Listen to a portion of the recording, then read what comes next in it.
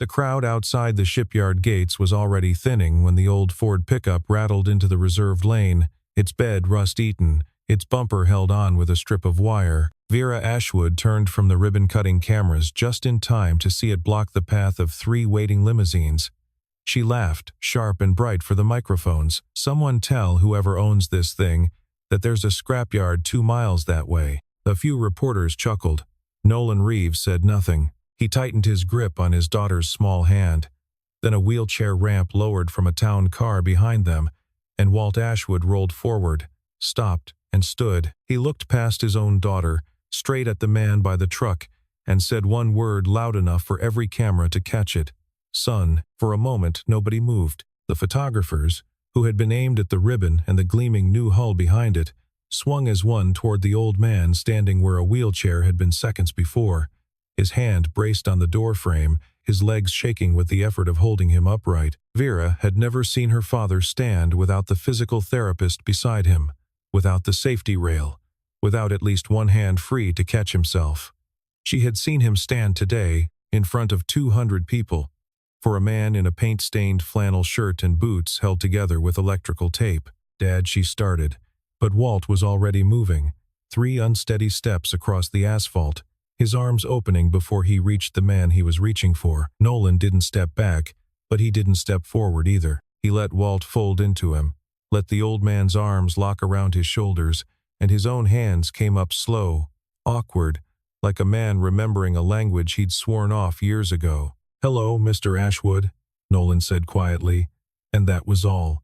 Not a name returned, not an embrace answered in kind, just 4 words spoken low enough that only the people closest could hear them, and even they weren't sure what they'd just witnessed. Sadie tugged at her father's sleeve. She was 10, in a windbreaker 2 sizes too big, and she was watching the old man cry into her father's shoulder with the particular confusion of a child who has never seen an adult do something without explanation. "Dad," she whispered.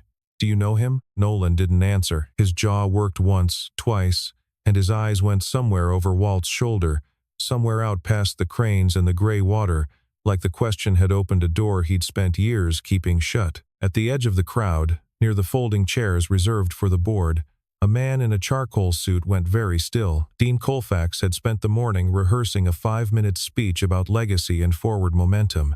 He had not rehearsed for this. He watched Walt Ashwood, founder, chairman emeritus, a man who had not stood unassisted in 4 years, cling to a stranger in a work shirt, and something in his face brief, almost nothing, gone before anyone thought to look for it, tightened. Vera stood apart from all of it, her heels planted on asphalt still damp from the morning's rain, her prepared remarks folded uselessly in her jacket pocket. 10 minutes ago she had been the most composed person in this crowd. Now she was watching her father weep over a man she'd just humiliated on camera, and for the first time in longer than she could remember, she had absolutely no idea what to say. Walt finally straightened, one hand still gripping Nolan's forearm as if letting go might make him disappear again.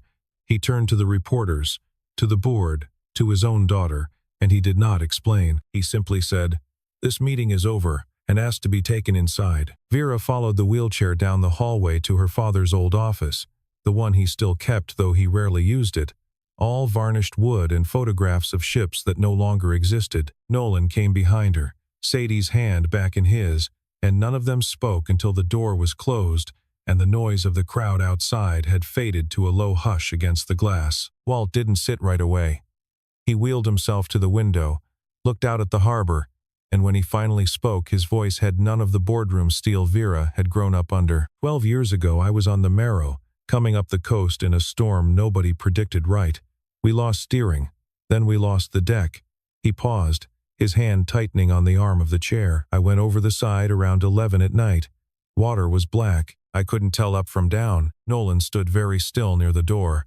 Sadie pressed against his hip and said nothing. There was a man in the water with me, Walt went on.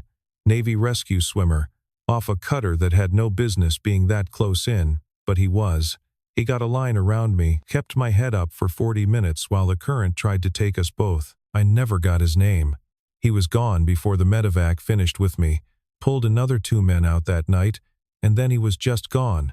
No paperwork, no interview, nothing. He turned the chair around, and his eyes were wet. And this time, when he looked at Nolan, there was no mistaking what he was looking for.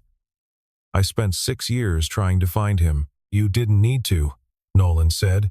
His voice was rough. "I wasn't doing it to be found." Vera felt something shift under her feet, some floor she hadn't known she was standing on. "That was you," she said. And it wasn't a question. Nolan didn't look at her. He kept his eyes on Walt. "I was 28. Rescue swimmer, Coast Guard, not Navy or information's old." A ghost of something almost like humor crossed his face and vanished. "I got a commendation I never picked up. Then 6 months later, my wife died. In a car accident on a road she'd driven 1,000 times. And none of it, the medal, the ribbon, the letter from your company thanking a swimmer they never named, none of it meant anything anymore. I had a daughter who needed someone home every night, so I came home. I fix boats now. I don't save people from them." The room held its silence a moment longer than was comfortable. Sadie looked up at her father, then at the crying old man in the wheelchair, piecing together a story no one had told her yet. Walt reached out a hand, not to shake, just to touch, as if he needed to confirm the man in front of him was solid. "You saved my life, and you never let anyone say thank you." "I didn't want thanks," Nolan said. "I wanted to go home." Vera looked between them, her father, undone in a way she had never once witnessed, and the man she had mocked in front of the entire company 40 minutes earlier, and she understood, with a cold drop in her stomach, exactly whose life she had casually torn into on camera. Nolan let Walt hold his forearm a moment longer, then gently withdrew it, one hand coming to rest on Sadie's shoulder instead, steering her toward the door. "We should go," he said. "I've got a boat waiting on a repair." Walt didn't try to stop him, though everything in his posture wanted to. "You'll come back," he said. It wasn't quite a question either. Nolan paused at the threshold, and for the first time he looked directly at Vera. There was no anger in it, which somehow made it worse. "Your father's a good man," he said. "You should ask him more questions before you decide what somebody else's truck says about them." Then he was gone. Sadie's small hand swallowed in his, the door easing shut behind them. Walt watched them go, then turned his chair slowly to face his daughter. 12 years, he said, and I never even knew his name until this morning, when I saw him standing by that truck, and I just knew. Some things you don't forget, Vera. Not even the shape of a man's shoulders in the dark. Vera said nothing. She stood in the doorway of her father's office with her prepared remarks still folded in her pocket, and for the first time since she'd taken over the company, she felt like she understood absolutely nothing about it. By the next morning, the video had already made its way through 3 local news segments and 100,000 shares online, and every version of it ended the same way, with Vera's laugh, and then the old man calling a stranger's son. Dean Colfax called an emergency session before the coffee had finished brewing in the executive kitchen, citing brand exposure, reputational risk, 6 different phrases that all meant the same thing: and control the story before someone else does. "We put out a statement," he said, sliding a single typed page across the conference table toward Vera. "You express regret for the tone. You emphasize the company's commitment to community. You don't mention the man by name.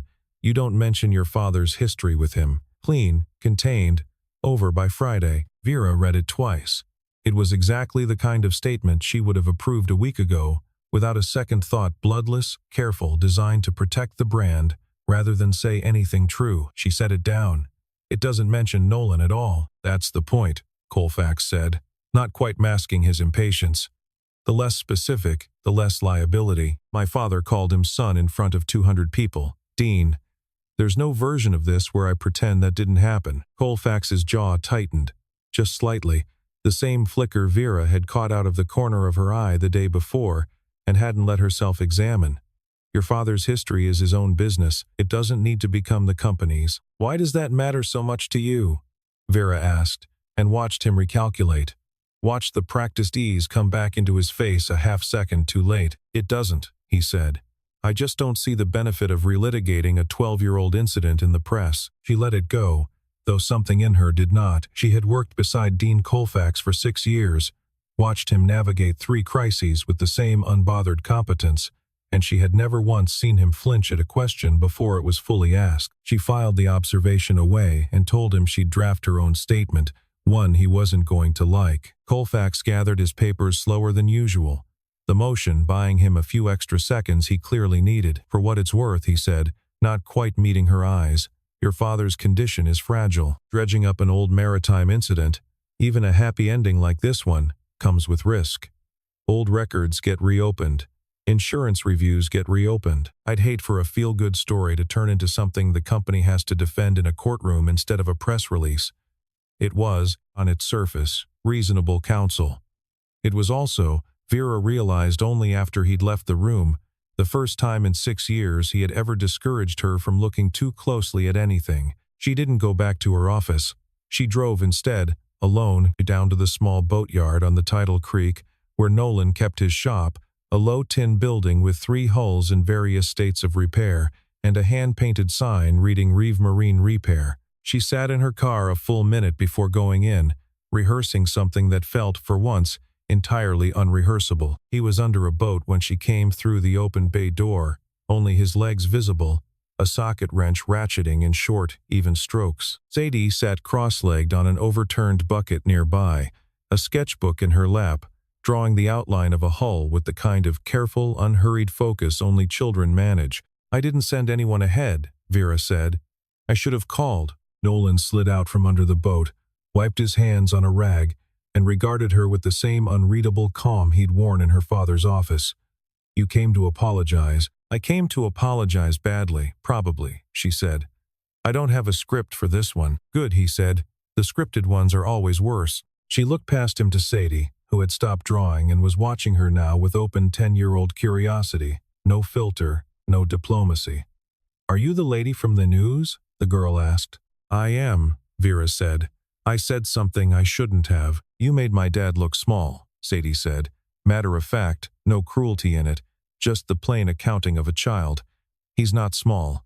He's the strongest guy on the whole dock. Vera felt the words land somewhere under her ribs. I know that now, she said. I didn't know it yesterday. Nolan watched the exchange without interrupting, and something in his expression eased, fractionally, the way ice eases before it actually breaks.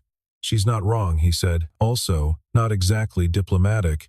Runs in the family. For a moment, none of them spoke. Vera looked around the shop, the neat rows of tools, the half-finished hull, the child's drawing propped against a coffee can, and felt something she hadn't felt in the sterile glass tower she worked in for years.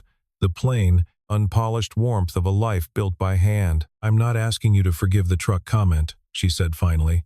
I just needed you to hear it directly, not through a press release. Nolan studied her a moment longer than was strictly comfortable. Apology heard, he said. Whether it sticks depends on what you do next, not what you say now. She nodded, because there was nothing to argue with in that, and let herself out past the half-built hull and the girl who had already gone back to her drawing, the pencil moving in slow, patient lines across the page. 2 days later, Vera found herself at the far end of the shipyard, past the fabrication sheds, in the small cinder-block office that belonged to Perry Nash, the dockmaster who had run maintenance and scheduling for the company for 31 years, longer than Vera had been alive.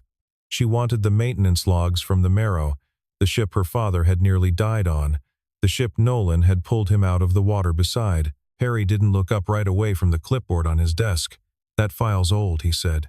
Might be archived off-site by now. You archived files from a near-fatal maritime incident off-site?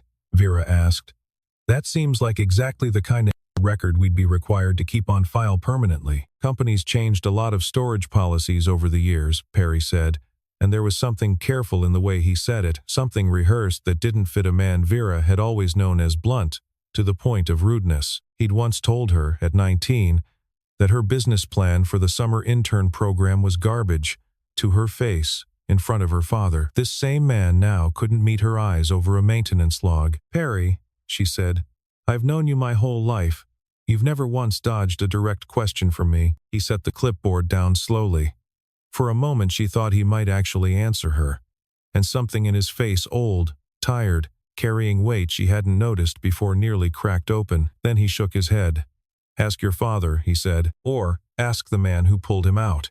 I'm not the one who should be telling this story. She left the dock office with more questions than she'd walked in with, and drove straight back to the boatyard on the tidal creek, where Nolan was mid-repair on a transom, sawdust in his hair, Sadie doing homework at a folding table nearby. I asked about the maintenance records for the marrow, Vera said, without preamble. Perry Nash wouldn't give me a straight answer, which is not a thing that happens. Nolan set down his tools and was quiet a moment, weighing something. That storm shouldn't have been as bad as it was, he said finally. I was in the water because your father's ship lost steering in conditions that should have been survivable if the equipment had been right.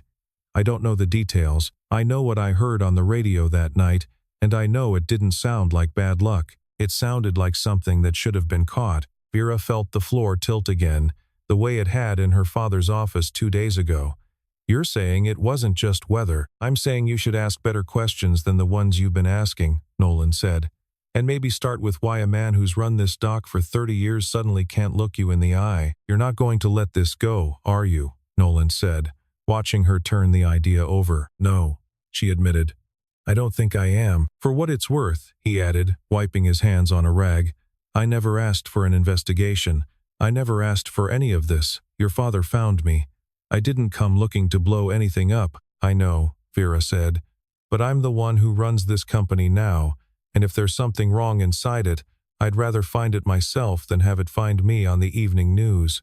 She left the boatyard that evening, with the sense that she had just stepped off solid ground onto something far less certain, not her father's rescue anymore, not a stranger's kindness, but a question about her own company that she was no longer sure she wanted the answer to. Walt insisted on the dinner himself, phoning Nolan directly, rather than routing it through an assistant.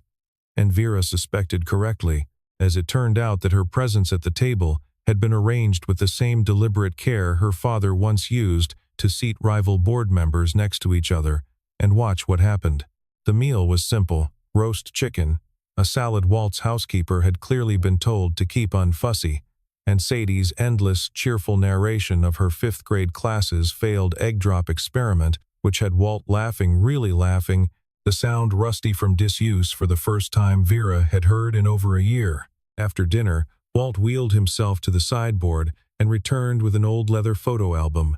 Its spine cracked from handling. I kept everything from the marrow, he said, setting it on the table between himself and Nolan. The incident report, newspaper clippings, even the ship's log page from that night, though half of it's illegible from water damage. He opened it to a photograph of the ship listing hard to starboard, waves breaking over her rail, and Nolan went very still looking at it, his hand coming to rest flat against the page, as though the paper itself carried weight. Vera, sitting beside him, reached to turn the next page at the same moment he did. Their hands met on the album's edge, bare skin against bare skin, brief, unplanned, and both of them pulled back at once, neither one saying anything, the silence that followed louder than words would have been.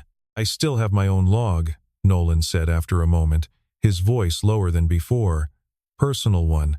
Coast Guard habit, you write down everything, even after you're not required to anymore. I never showed it to anyone. Didn't seem like it belonged to anybody but me. Would you show it to me? Walt asked, and there was something almost childlike in the request. A 72-year-old man asking permission to see proof of the worst and most important night of his life. Maybe, Nolan said. Not yet. The moment held a beat too long, warm and unhurried, until the phone on the sideboard rang, shattering it. Walt answered on speaker out of habit, and Dean Colfax's voice filled the room, tight and fast in a way none of them had heard from him before. Walt, I need 15 minutes with you tomorrow. Something's come up on the old insurance file for the marrow, and I'd rather we discuss it before anyone else starts asking around. Walt's eyes flicked to Vera, then to Nolan, and something passed between the three of them that none of them said aloud. Tomorrow, Walt said, and ended the call. Sadie, oblivious to the sudden chill in the room, asked if there was pie, and for a moment the tension broke, and Walt laughed again, softer this time, and reached to serve her a slice with hands that, for once, weren't shaking. Later, on the porch, while Sadie fell asleep on the porch swing wrapped in one of Walt's old navy blankets, Vera stepped outside to find Nolan already there, looking out at the dark yard. He's not wrong to want to see the log, she said, but you don't owe him anything else.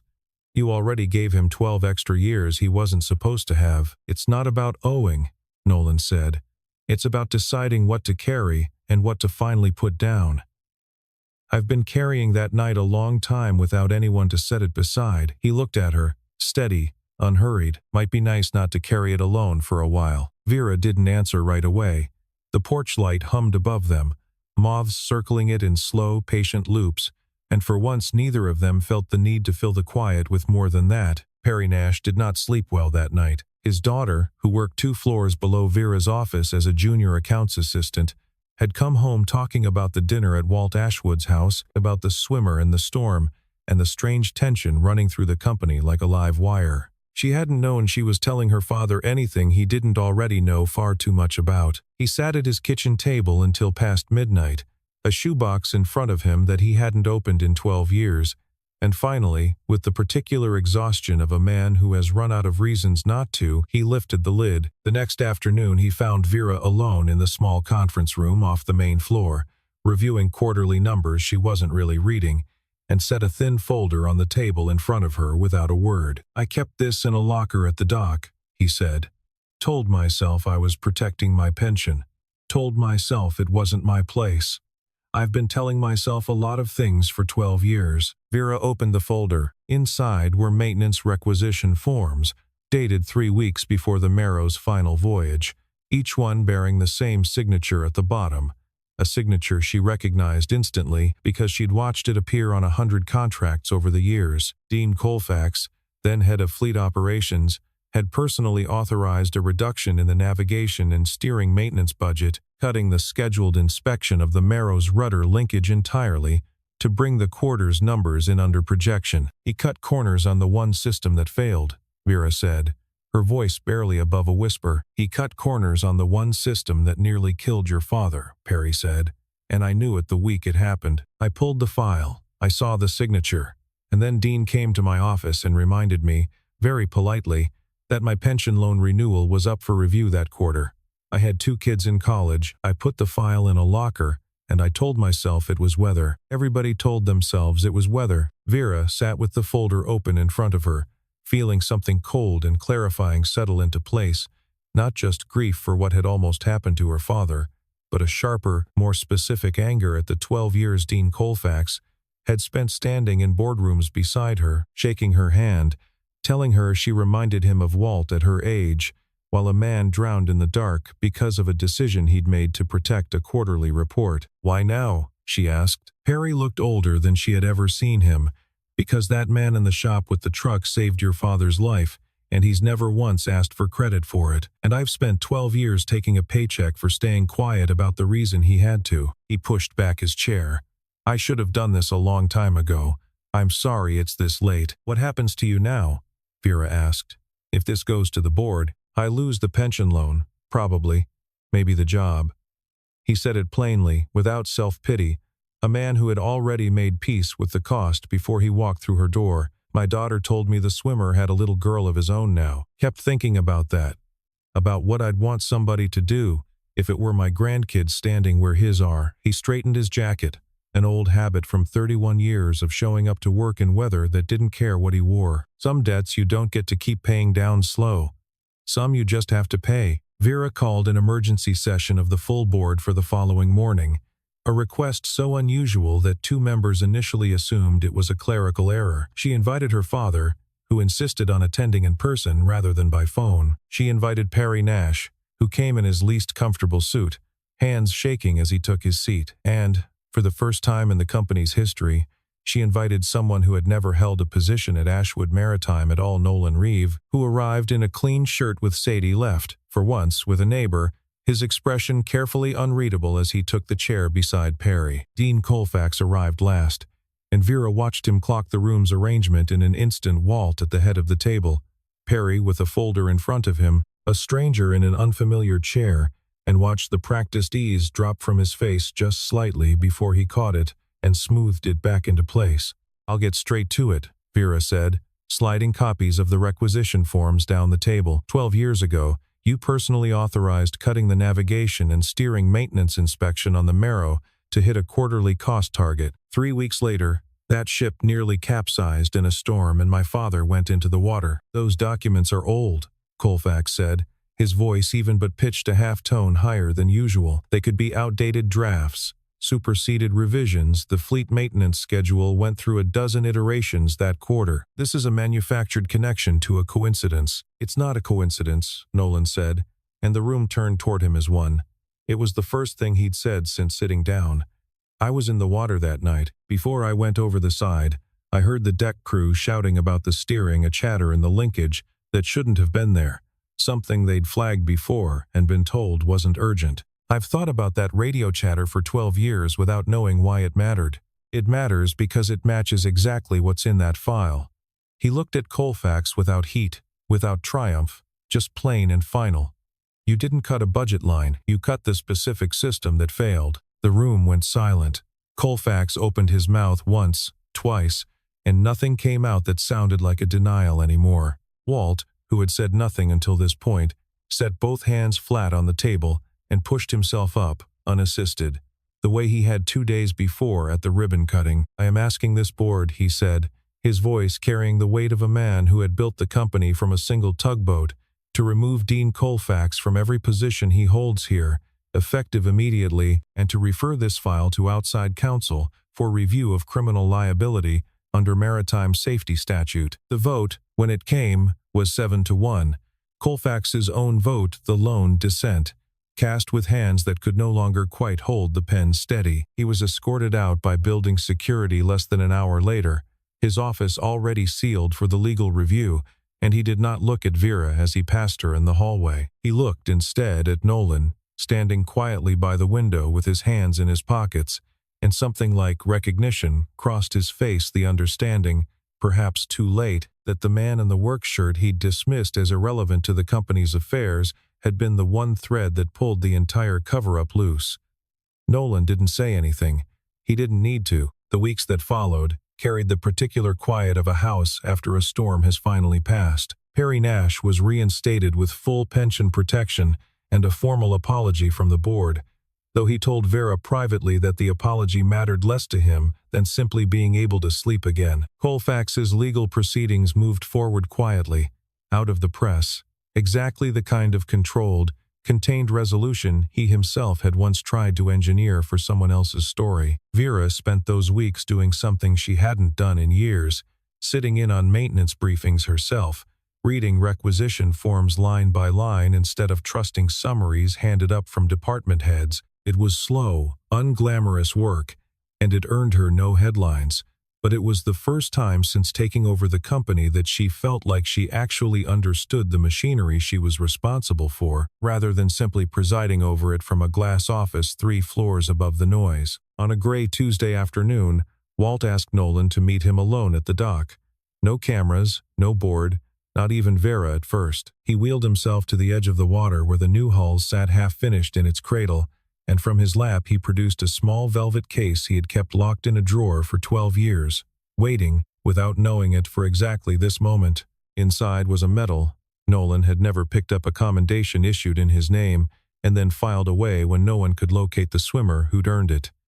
I tracked it down 4 years ago, Walt said. Called in favors I had no business calling in. I told myself I'd find you and give it back someday. I didn't expect someday to look like this. Nolan turned the medal over in his hands, saying nothing for a long moment. I don't need it, he said finally, but I'll keep it. For her. He nodded toward the parking lot, where Sadie had just arrived with Vera, running ahead across the gravel the moment she spotted the 2 men at the water's edge. She reached Walt first and threw her arms around his neck without hesitation, the easy, unthinking affection only children manage. Are you my dad's honorary grandpa now? She asked. Not quite a question, already deciding the answer for herself. Walt laughed, and then, for the second time since the ribbon cutting, he cried, not the shock of recognition this time, but something gentler, something that had been building for 12 years, and finally had somewhere to land. I suppose I am, he said, if you'll have me. Vera stood a few feet back, watching her father hold a child who wasn't his, watching Nolan watch them both with an expression she was only now learning to read, and she understood, with a clarity that startled her, that she hadn't come here today just to apologize to a stranger. She had come to find a family she hadn't known was missing. The evening settled soft and gray over the boatyard, gulls calling somewhere out past the breakwater, and for once nobody moved to fill the silence with words. It became a habit before either of them called it one. Vera would finish at the office, still in her blazer, still smelling faintly of boardroom coffee, and drive down to the tidal creek instead of home. Nolan never asked why. He simply handed her a rag or a wrench or nothing at all, and let her sit on the overturned bucket while he worked, the radio playing low, the light going gold and then gray over the water. There were no declarations. Neither of them seemed inclined to make one. Instead, there were fragments, a story about his wife told without asking for sympathy, a story about her mother told without expecting comfort in return, both of them learning the shape of each other's grief in pieces, at the pace grief actually allows, rather than the pace scripts demand. One evening she asked him, finally, why he'd never told anyone what he'd done that night. Not even after years of silence had passed, and there would have been no harm in it. He thought about it a long time before answering, because the second you tell people, it becomes a thing that happened to you instead of a thing you did, he said. I didn't want a medal. I wanted my daughter to grow up with a father who came home and made dinner, not a father who gave speeches about the night he almost didn't. Vera didn't say anything to that. She understood it better than she expected to. One evening he pulled the old pickup, the same one, still rust-eaten, still held together with wire and stubbornness, into the bay for an oil change he didn't strictly need, and she found herself standing beside it without quite deciding to. This is the truck, she said. This is the truck, he agreed, not looking up from the engine. I said something unforgivable about it. You said something ignorant about it, he corrected. Mild, no bitterness in it anymore. There's a difference. Ignorant, you can fix. She almost smiled. Can I help? You know anything about engines? Nothing at all. Then hold this, he said, and handed her a wrench she didn't know how to use, and for 20 minutes she stood beside him, useless and unbothered by it, listening to him talk through what he was doing in a low, patient voice that had nothing to do with impressing her and everything to do with simply filling the space between them with something true. From the far end of the yard, Sadie sat cross-legged with her sketchbook and looked up just long enough to see her father laugh, really laugh, unguarded at something Vera had said, and to see Vera laugh back without checking herself first, without smoothing her expression into something more appropriate for a CEO. Sadie didn't say anything. She just smiled to herself and went back to her drawing, adding, this time, a second figure standing beside the boat. Near the end, Vera set her hand on the truck's hood, close to his, close enough that the backs of their fingers nearly touched. Neither of them moved away. I should get home, she said, not moving. Should, he agreed, also not moving. They stood like that a while longer, the light fading gold to gray, the water lapping soft against the pilings. Nothing decided out loud and everything understood anyway. The new ship launched on a clear morning in early October. Her hull painted the deep blue-gray of the harbor at dusk, her name the Merrow's Watch, freshly lettered across the bow, in honor of the storm that had, 12 years and one uncomfortable truck comment later, brought this whole unlikely family into being.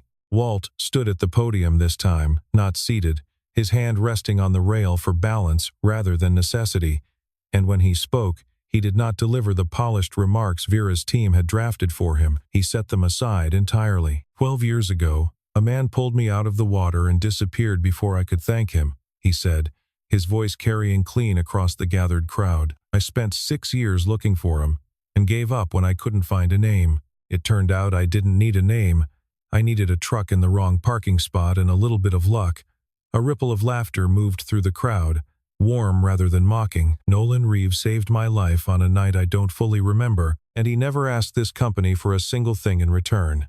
So today, in front of everyone, I'm asking him to accept what should have been his a long time ago. He gestured, and an aide brought forward a plaque, simple and unadorned, bearing Nolan's name and the date of the storm. Nolan came forward slowly, Sadie's hand in his, and accepted it without ceremony, without a speech of his own, just a nod that carried more weight than any words could have. As the ship's champagne bottle broke against her bow and the crowd cheered, Sadie stepped between Vera and Nolan, taking a hand from each of them without being asked, and none of the three of them let go as the hull slid free into open water. Walt approached afterward, slower now, tired from the standing but unwilling to sit until this was finished. He put his hand on Nolan's shoulder, the same gesture from the ribbon-cutting weeks before, and this time his eyes held none of the shock that had first accompanied the word, only certainty. "Son," he said again, quieter this time, meant only for the small circle of people close enough to hear it. Nolan didn't pull away. He let the words settle, the way he'd once let the sea settle around him in the dark, and for the first time in 12 years, he let himself be found. He had called him son once, in shock, in front of strangers, not fully understanding what he was saying. This time he meant it as a promise, and this time Nolan let himself believe it.